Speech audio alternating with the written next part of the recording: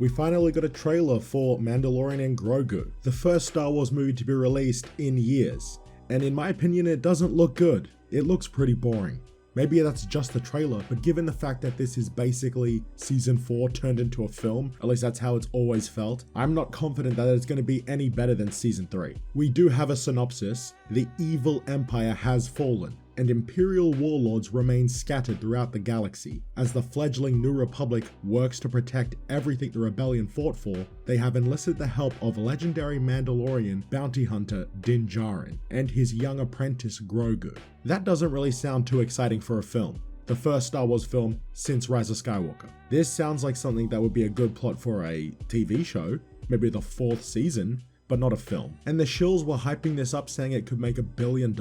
This is not going to make anywhere near that much money. No one cares about the show anymore, no one's going to go and see this film. And you will see all the fence riders saying it doesn't matter if this movie fails or not, because the one that really matters, the movie that we should focus on, is the Ryan Gosling film. That's the one that's going to fix everything, that's going to save Star Wars. It's so obvious, the narrative is so clear, this looks boring as hell, so they're going to switch to promoting whatever that other movie is called. Starfighter? Fucking awful. Maybe if you liked season 3, you might like this, but since a lot of people didn't like that season, objectively, it was the least popular season, by far, I doubt most people are going to want to see this film in the cinema. And the trailer is giving me the feeling of the show. It's not giving me the feeling of Star Wars back in the cinema. It doesn't feel special or like an event, it just feels like The Mandalorian again.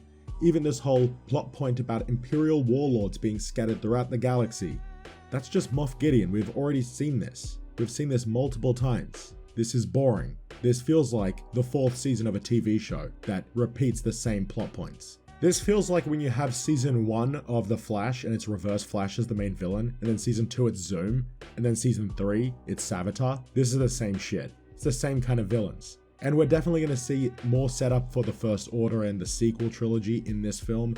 Dave Filoni loves that. He loves Disney Star Wars, he loves Rey. He loves everything about the sequels. He's gonna put more of that in this garbage. Jon Favreau might be directing, but Dave Filoni is definitely gonna have a lot of influence in the script, in what kind of stuff you see in this film, how it links to other Star Wars projects, mostly the sequels, and most likely Ahsoka. Don't let anyone fool you. This movie is not gonna be successful. It's not gonna be good. Starfighter is not gonna save Star Wars. Ryan Gosling is not gonna be playing a secret Skywalker son. That's not happening. That's stupid. Dave Filoni and Jon Favreau love Disney Star Wars. They love the sequels. They love KK. They're not at odds. There's no civil war. Let's leave all of that bullshit behind us and just accept that Disney Star Wars is here to stay forever, despite it constantly failing and being bad. It's never going away, and it's never going to change, because the people involved in creating these projects are hacks, and they always have been, and they always will be.